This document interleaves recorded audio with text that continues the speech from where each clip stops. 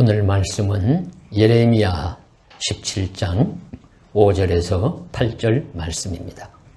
여호와께서 이와 같이 말씀하시니라. 무릇 사람을 믿으며 육신으로 그의 힘을 삼고 마음이 여호와에게서 떠난 그 사람은 저주를 받을 것이라. 그는 사막의 뜰기나무 같아서 좋은 일이 오는 것을 보지 못하고 광야 간조한 곳 근근한 땅 사람이 살지 않는 땅에 살리라. 그러나 무릇 여호와를 의지하며 여호와를 의뢰하는 그 사람은 복을 받을 것이라. 그는 물가에 심어진 나무가 그 뿌리를 강변에 뻗치고 더위가 올지라도 두려워하지 아니하며 그 잎이 청청하며 가무는 해에도 걱정이 없고 결실이 그치지 아니함 같으리라. 아멘. 예수께서 말씀하신 비유 중에 우리 씨 뿌리는 비유가 있습니다. 어떤 농부가 우리 망태기 같은 곳에 씨앗을 가득 담고서 휙휙 이렇게 날려 뿌리는 그런 씨 뿌리는 방법을 택하여 씨를 뿌릴 때에 씨가 어디에 떨어지느냐 하는 것이죠. 어떤 씨앗은 길가에도 떨어지고 어떤 씨앗은 흙이 얇은 돌 위에 그런 돌밭이라는 곳에 떨어지기도 하고 또 어떤 씨앗은 가시덤불 위에도 떨어집니다. 그리고 또 어떤 씨앗은 좋은 땅이라고 불리는 옥토에도 떨어지죠. 그러면 이 떨어진 씨앗이 끝까지 잘 살아서 많은 열매를 맺으면서 농부인 주인을 기쁘게 할 씨앗은 어떤 씨앗일까? 그 씨앗의 건강의 상태도 다 동일하고 비바람, 눈보라 뭐 이런 환경, 햇빛을 견디는 그런 조건도 비슷할 때 그 떨어진 씨앗이 열매를 맺어서 주인을 기쁘게 할 수 있는 씨앗의 조건이 뭐냐 하는 것은 우리 어느 땅에 떨어지느냐에 달려 있습니다. 길가에 떨어진 씨앗은 길이 단단하게 다져져서 흙 속으로 들어가지 못하고 있다가 새들이 웬 먹이냐 하면서 날아와서 먹어버리고, 돌밭 위에 떨어진 씨앗은 잠시 뿌리를 내리다가 돌이 기운을 가로막고 있으니 더 내려가지 못하고 위에 햇빛이 내리쬐니까 말라서 죽어버리고, 가시덤불 위에 떨어진 씨앗은 잠시는 잘 자라서 이렇게 잎이 나고 하지만은 더 이상 크지 못하고 가시의 기운에 막혀서 열매 맺지 못하고 결국엔 죽어버리고 말며, 옥토와 좋은 땅에 떨어진 씨앗만이 잘 자라서 잎이 나고 꽃이 피고 열매를 맺고 30배, 60배, 100배의 결실을 주인에게 돌림으로써 주인을 기쁘게 한다 하는 말씀입니다. 요점은 어느 곳에 씨앗이 떨어지느냐 하는 그 땅이 중요하다는 말씀이고, 이 말씀에서 이 씨앗은 복음, 진리를 의미하고 이 땅은 사람의 마음밭을 의미했습니다. 그래서 사람의 마음이 이 옥토와 같이 좋은 땅과 같이 되어서 복음이 떨어지고 진리가 떨어졌을 때 잘 우리 키워서 열매를 맺도록, 많은 결실을 맺도록 해서 하나님께 영광, 주인께 기쁨을 드려라 하시는 교훈이죠. 그래서 우리는 우리 마음이 옥토 좋은 땅과 같이 되어서 많은 아름다운 우리 복음의 열매, 진리의 열매를 맺기를 간절히 원합니다. 예수님의 이 비유 말씀에서 볼 수 있는 바와 같이 식물이 자랄 수 있는 중요한 조건은 어떤 땅에 그 씨앗이 뿌리를 내리느냐에 달려 있습니다. 오늘 예레미야서의 말씀은 하나님께서 선지자를 통해서 유다의 죄를 지적하시는 메시지의 맥락 속에 들어 있습니다. 유다 시대의 말기, 불순종의 시대, 나라가 멸망하기 직전에 비극적인 시대를 살았던 선지자가 이 하나님의 말씀을 간절한 호소로서 전하는 것입니다. 오늘 말씀에서도 두 부류의 나무를 대조하고 있습니다. 하나는 사막에 심겨진 뜰기나무와 같고, 다른 하나는 물가에 심겨진 나무와 같다고 하는데, 여기에서 나무의 종류는 문제가 되지 않습니다. 뜰기나무라고 하지만 물가에 심겨진 나무는 종류를 말하지 않지요. 그러니까 무화과나무이든지 사과나무이든지 감람나무이든지 관계가 없어요. 중요하게 오늘 말씀에 문제가 되는 것은 물가에 심어졌느냐, 광야나 사막에 심어졌느냐 하는 것입니다. 어디에 심어졌느냐에 따라서 그 나무의 운명이 결정이 됩니다. 나무의 생존 모습이 판가름 납니다. 사막이나 광야에 물이 풍부하지 않은 곳에서 자라나는 나무는 혹시 생존력이 강하여서 산다고 해도 키도 제대로 크지 못하고 열매도 맺지 못하고 잎도 제대로 잘 피우지 못합니다. 그저 볼품 없고 평생 고생스럽고 힘들게 살아가는 것이죠. 우리가 광야나 사막을 우리 영상을 보거나 그저 우리 상상을 해도 충분히 짐작합니다. 우리 광야나 사막에는 크고 울창한 나무가 없습니다. 그저 가시덤불처럼 또 선인장처럼 이런 것들이 그저 여기 저기 군데 드물게 있을 뿐입니다. 그런데 광야에서도 사막에서도 나무들이 무성한 곳이 있습니다. 이게 웬일이냐? 가서 보면 틀림없이 그곳에는 물이 있어요. 그래서 그것을 오아시스라고 하죠. 출애굽 이스라엘 백성이 광야를 지나다가 나무들이 많은 종려가 70주가 우거진 곳을 만났는데 이 엘림이라는 곳입니다. 가보니까 아니나 다를까 물샘 열둘이 풍 솟아나는 물샘 열둘이 있어서 그 나무들을 키우는 것입니다. 이렇듯이 물이 있어야 나무가 잘 삽니다. 물이 없는 곳에는 나무가 잘 살지를 못합니다.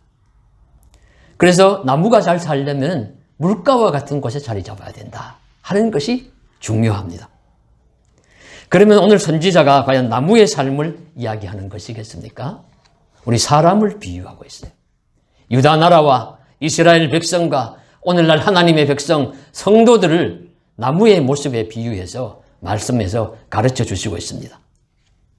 예레미야 선지자 시대의 유다는 어떤 곳에 심어진 나무와 같으며 또한 오늘 우리들은 어디에 심어져 있는 나무와 같은지를 묵상해보고 그것에 따라서 얼마나 우리 삶의 모습과 그 결과가 다를 수 있는지를 깨달아라. 그렇게 가르쳐 주시는 것입니다. 먼저 사람이나 민족을 나무에 비유할 수 있다는 점을 우린 기억합니다. 실제 사람은 나무에 비유되고 나무와 닮은 점이 많습니다. 그래서 유익한 교훈을 많이 얻죠. 마가복음의 벳세다 맹인을 예수님께서 고치실 때 우리 한번 이제 맹인에게 안수를 하고서 무엇이 보이느냐 예수님께서 묻습니다.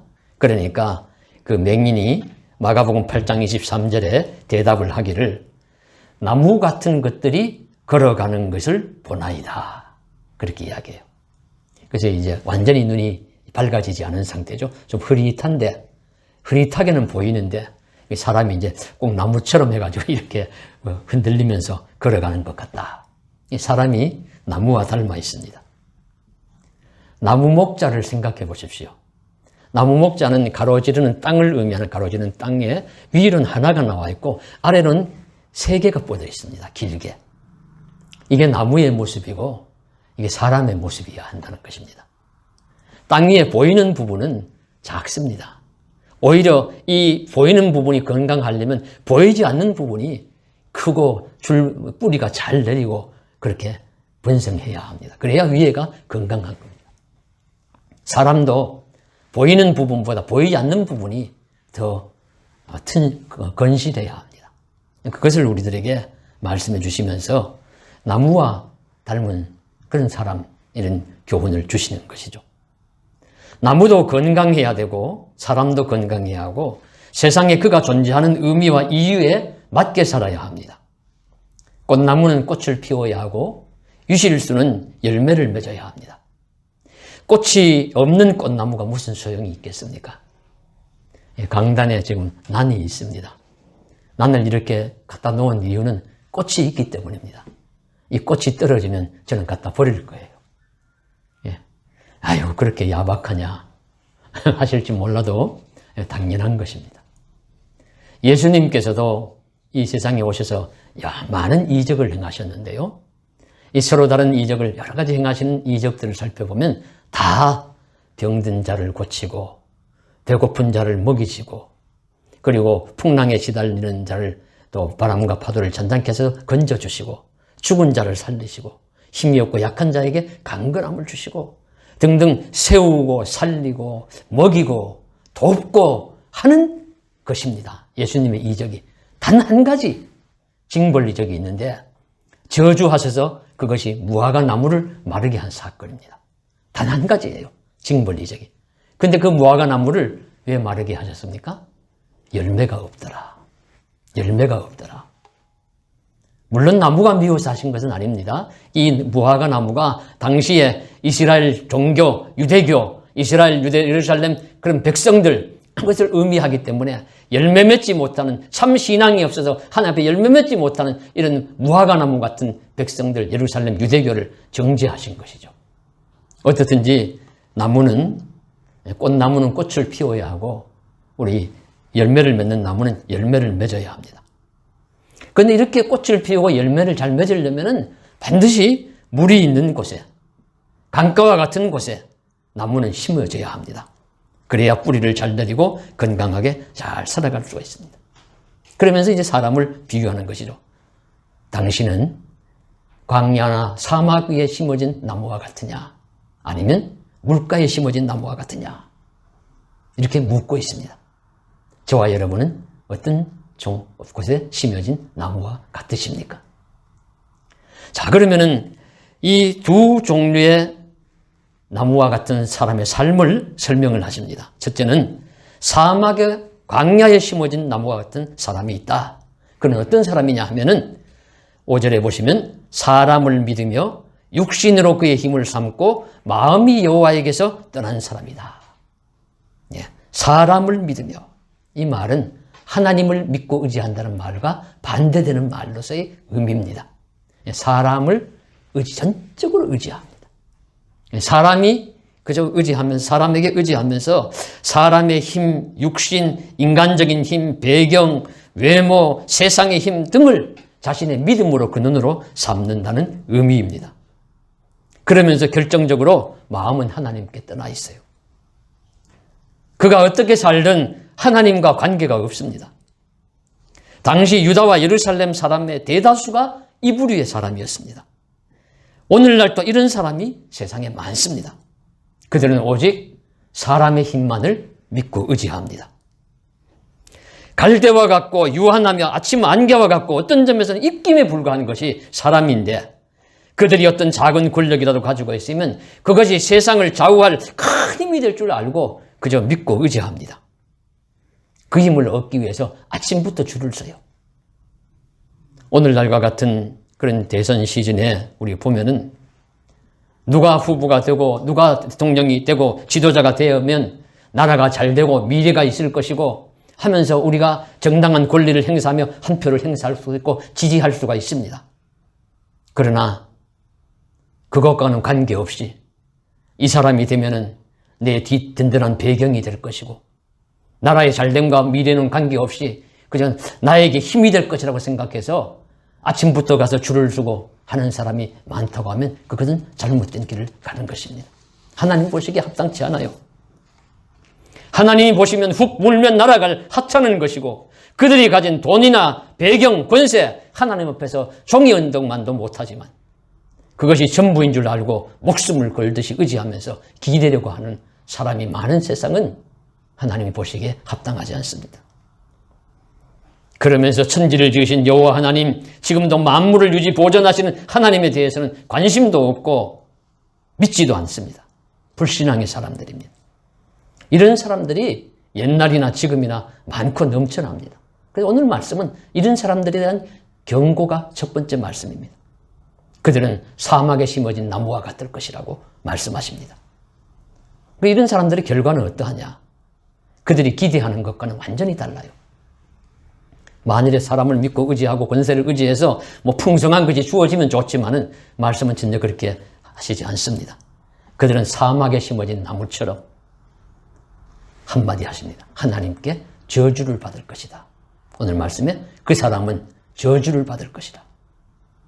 신명기 28장에 길고 자세하게 나옵니다. 하나님께 저주받는 사람, 성읍에서도 저주받고 들에서도 저주받고 광주리와 떡반죽 그릇도 저주받고 몸의 소생과 토지의 소산과 내 양의 새끼가 저주를 받을 것이며 내가 들어와도 저주받고 나가도 저주를 받으리라. 많은 저주의 목록을 나열합니다. 전염병에 시달리고 전쟁에 나가 패배할 것이고 토지가 열매를 맺지 못할 것이고 맺었다 하더라도 적군에게 다 빼앗기고 노략질 당할 것이다. 그러다 신명기 28장 48절 이하에 보면은 이런 말씀이 나와요. 내가 줄이고 목마르며 헐벗고 모든 것이 부족한 중에서 여호와께서 보내어 너를 치게 하실 적군을 섬기게 될 것이니 그가 철멍에를 내 목에 메워 마침내 너를 멸할 것이라. 여러분, 이 말씀이 오늘 말씀을 전하는 예레미야에 그대로 임하는 말씀입니다. 이 예레미야 시대에 이 말씀이 그대로 임해요. 임해서 그들은 하나님을 의지 않고 세상을 의지하다가, 그러니까 저기 바벨론이 쳐들어오니까 애국으로 달려가 가지고 그저 조공을 줄 테니까 우리를 와서 도와달라. 애국이 힘이 안 됩니다. 그리고는 자신들은 와서 하나님께 매어 달려 울며 회개하며 기도하지 않고 자기들의 권세만 누리려고 하고 부정부패를 저질러서라도 자기만 잘 살려고 그렇게 하니까 나라가 망하는 것입니다. 저주를 받는 것입니다. 바로 다 빼앗기고 하나님이 큰 먼 나라의 큰 군대를 보내서 이제 멸하시는 것이죠. 신명기의 말씀처럼 되는 것입니다. 그래서 이것을 오늘 말씀해 주시는 6절에 보시면 이런 말씀을 하십니다. 저주받은 삶에 대해서 좋은 일이 오는 것을 보지 못하고, 좋은 일이 오는 것을 보지 못한다는 것은 아무런 희망이 없는 삶을 살아간다는 의미입니다. 사람이 희망이 없이 어떻게 살겠습니까? 보지 못하고 듣지 못하고 말하지 못한다 하더라도 살 수 있지만, 헬렌 켈러가 그렇게 말했어요. 나는 보지 못하고 듣지 못하고 말하지 못해도 나는 살아가지만 희망이 없이 소망이 없이는 못 산다. 참 합당한 말입니다. 우리 예수 믿는 사람들은, 그리스도는 비록 십자가를 지는 한이 있어도 다시 부활할 소망으로 사는 자들입니다. 우리 십자가를 지는 고생을 하더라도요, 부활할 소망이 있습니다. 욥이 모든 것을 다 잃었어도 내 가죽이 벗김을 당한 뒤에도 내가 육체 밖에서 하나님을 보리라. 욥기 19장 25절에 부활 소망 신앙을 가지고 있습니다. 그렇기 때문에 견디고 살아내는 것입니다. 그러나 하나님을 떠난 사람, 물가가 아니라 사막 광야에 심어진 나무 같은 사람은 희망이 없는 사람입니다. 좋은 일이 오는 것을 기대조치 못하고 살면서 광야, 간주한 곳, 건건한 땅, 사람이 살기 어려운 땅에서 힘들고 외롭고 고통스럽게 살 것이라는 말씀을 하시고 있습니다. 실제 유다는 포로로 잡혀가요. 바벨론에게 포로로 잡혀가서 사람이 살지 못하는 곳 같은데 버려져 가지고 고통스럽게 살아갑니다. 바벨론이 유다 백성을 우리 붙잡아 가서 살기 좋은 신도시 같은 곳에 잘 살게 했을 리가 없죠. 척박한 땅으로 내몰고 거기서 개간해가지고 그 농사 지으면 또 다시 많은 것을 바치게 하고 죽도록 고생시키면서 살게 한 바로 이 말씀처럼 되는 것입니다. 그런 시대가 오면 이제 비로소 하나님을 잘 믿을 걸, 하나님께 순종할 걸 하면서 후회하고 애통해야 하는 것입니다. 그러니 우리는 이러한 사막이나 광야의 나무처럼 되지 않기를 원합니다. 저와 여러분은 사람을 의지하며 육신으로 힘을 삼지 말기를 바랍니다. 우리 모두는 마음이 하나님을 떠난 사람이 되지 않기를 원합니다. 하나님께 저주받은 자가 되지 말기를, 사막이나 광야라는 척박한 땅에 심어진 나무 같은 사람이나 민족이나 교회가 되지 않기를 주님 앞에 간절히 소원합니다. 그러나 이제 반대로, 이와는 반대로 사막이나 광야의 나무가 아니라 물가에 심겨진 나무와 같은 사람과 교회와 민족이 있다 말씀하십니다. 그가 어떤 사람입니까?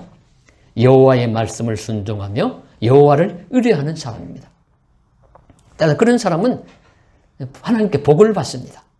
구약성서 말씀드린 신명기 28장의 전반부에 보면 복의 내용이 나오죠. 여호와를 의지하고 순종하는 자는 복을 받을 것인데 세계 모든 민족 위에 뛰어나게 하실 것이라. 성읍에서도 복을 받고 들에서도 복을 받을 것이며 내 몸의 자녀와 내 토지의 소산과 내 짐승의 새끼와 소와 양의 새끼가 복을 받을 것이며 내 광주리와 떡반죽 그릇이 복을 받을 것이며 내가 들어와도 복을 받고 나가도 복을 받을 것이라.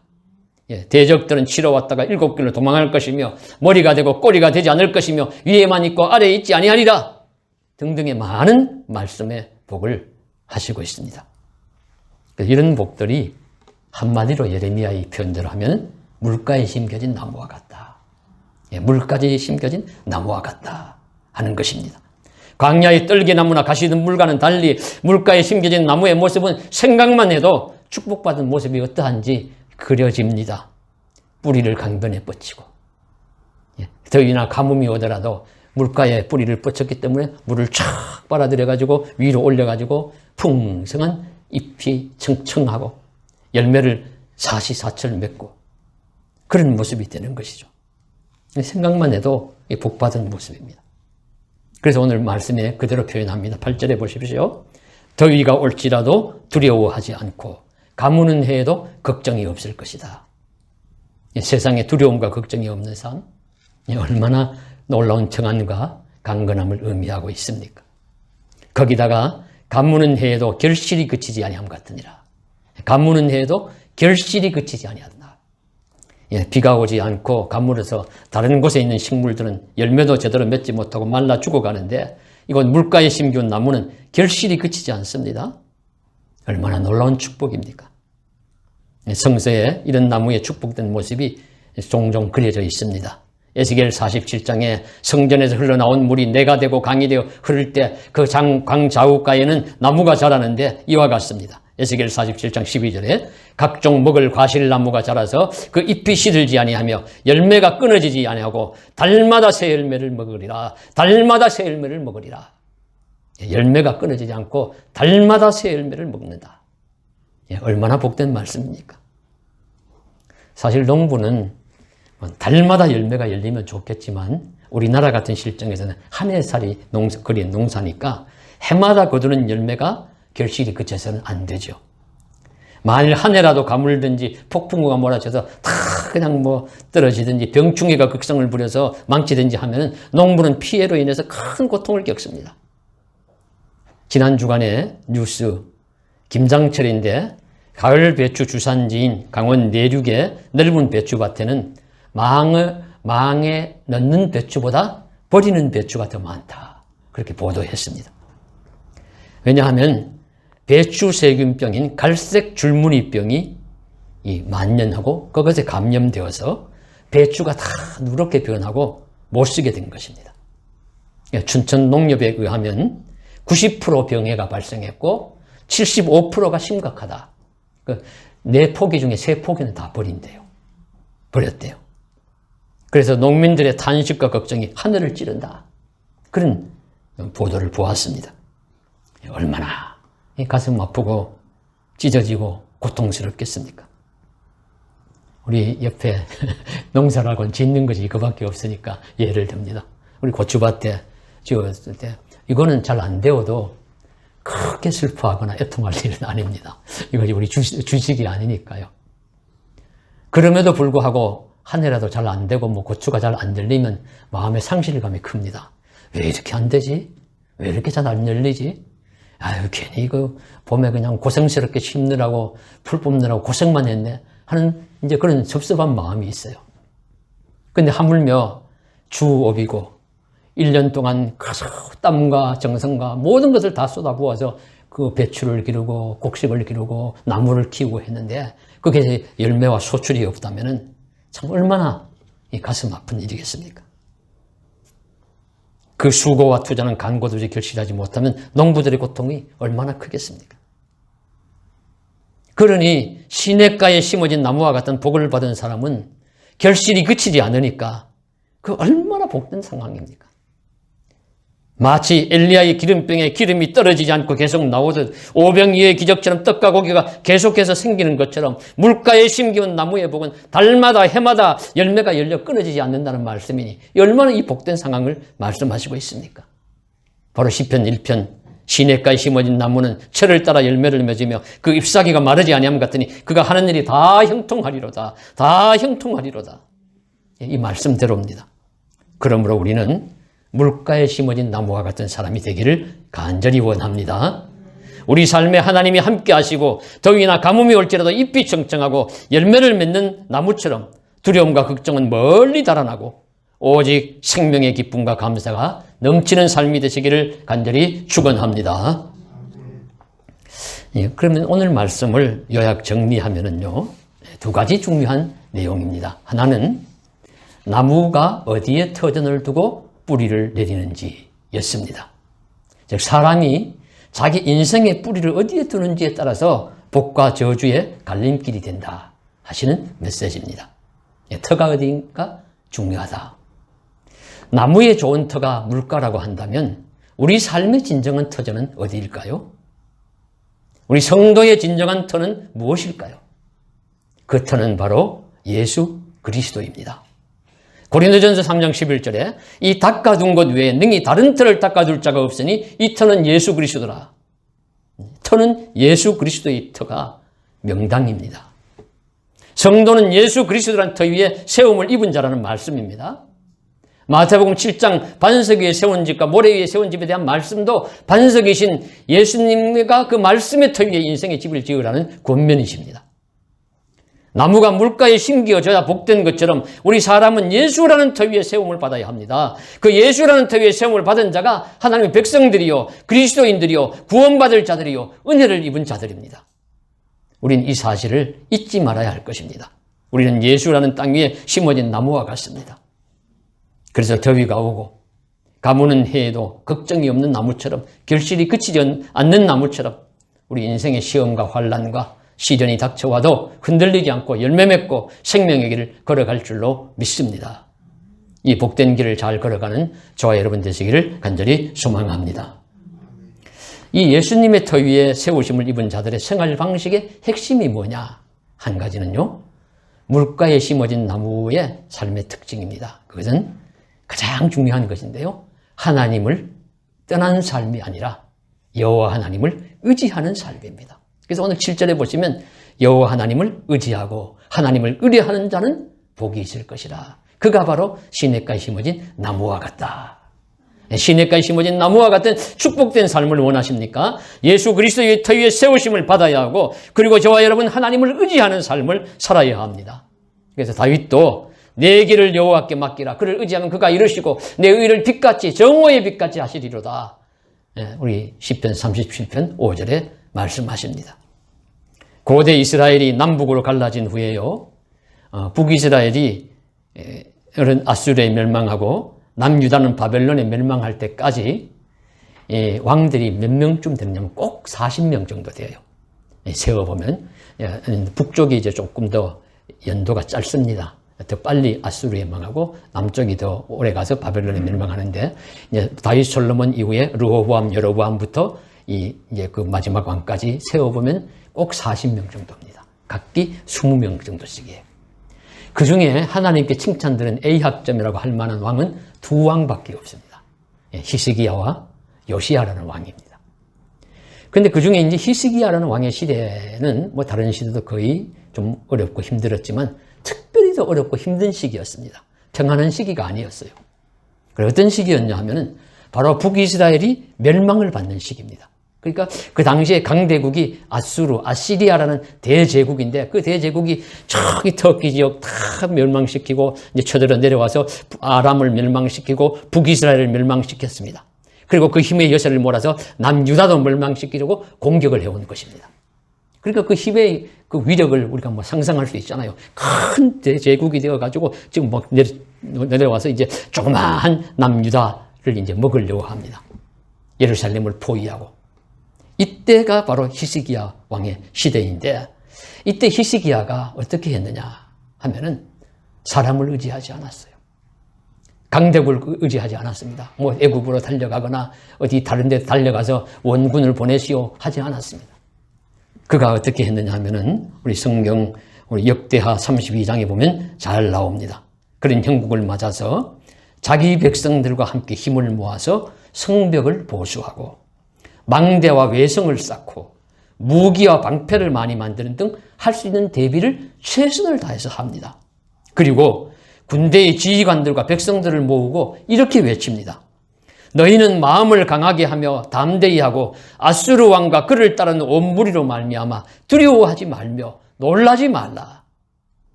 우리와 함께 하시는 이가 그와 함께 하는 자보다 크니 그와 함께 하는 자는 육신의 팔이요. 아수르와 함께 하는 자는 육신의 팔이다. 육의 힘밖에 안 돼요. 마치 이제 사막의 떨기나무 같이 사막에 심겨진 나무의 특징과 같습니다. 사람을 믿고 육신을 의지하는 것에 불과하다는 것입니다. 그러나 우리와 함께 하시는 이는 우리의 하나님 여호와시라. 반드시 우리를 도우시고 우리를 대신하여 싸우시리라 하며 백성이 유다왕 히스기야의 말로 안심하니라. 백성이 안심하는 것은 우리와 함께 싸우시는 이는 만군의 여호와 하나님이시다. 만군의 하나님 여호와가 가장 강력한 힘이시다 라는 말씀이었습니다. 바로 히스기야는 광야의 나무가 아니라 물가에 심어진 나무와 같은 사람이고 왕이었습니다. 하나님을 굳게 의지하는 자였습니다. 하나님을 굳게 믿는 자였습니다. 그리고 그 결과가 어떻게 되었습니까? 그 아수르가 예루살렘 성을 함락을 못 시켜요. 그 큰 나라가 와가지고는 공격을 하다가 여러 가지 방법을 다 쓰고 뭐 해유작전도 쓰고 뭐 성벽도 토성도 쌓아가지고 공격을 하려고 하고 해도 함락을 못 시키고 자기 나라에 일이 나서 퇴군, 철군을 해가지고 그 함락을 시키려 했던 왕은 자기 나라에 돌아가서 자기 아들들의 손에 자기가 낳은 자들의 손에 죽임을 당했다. 사막에 심겨진 나무와 같은 신세가 되고 말았습니다. 히스기야는 하나님을 의지하는 자였기에 더위가 오고 가무는 해가 지날지라도 잘 견디고 이겨서 위기의 날을 잘 견디는 성군이 되었습니다. 오늘날 우리들도 다른 길은 없습니다. 물가에 심어진 나무와 같은 복을 받으려면 예수 그리스도라는 터 위에 세우심을 입어야 하고 그런 자의 삶의 특징인 하나님을 의지해야 합니다. 이것이 살 길이고 생명길이고 하나님이 지키시고 도우시는 길인 줄로 믿습니다. 이런 믿음의 길을 잘 걸어갈 수 있는 저와 여러분 되시기를 간절히 소망합니다. 기도드리겠습니다. 사랑하는 하나님 아버지, 우리로 하여금 광야 사막에 심어진 나무와 같은 삶이 되지 말게 하시고 물가에 심어진 나무와 같아서 가무는 해에도 잎이 청청하고 물가로 뿌리를 잘 내려 사시사철 때를 따라 많은 열매를 맺는 복된 삶이 되게 하여 주시옵소서. 우리는 그러나 사막에 광야에 심어진 나무와 같은 길을 따라갈 때가 많습니다. 사람을 믿고 혈육을 의지하며 그거에 세상 권세가 전부인 줄 알고 거기에 목을 메고 거기에 우리가 힘을 얻어서 기대어서 살려고 하지만 하나님이 함께 하시지 아니하시면 다 소용없고 부질없는 일입니다. 하나님이 함께 하시는 물가에 심겨진 나무와 같이 되어 우리 사시사철 하나님이 주신 은혜와 복을 받으며 많은 사람들에게도 기쁨과 감사를 돌릴 수 있는 그런 은총을 끼치며 살아갈 수 있는 복된 자리에 이르게 하여 주시옵소서. 도와주시길 원합니다. 힘주실 줄 믿습니다. 주 예수님 이름 받들어 간절히 기도드리옵나이다. 아멘.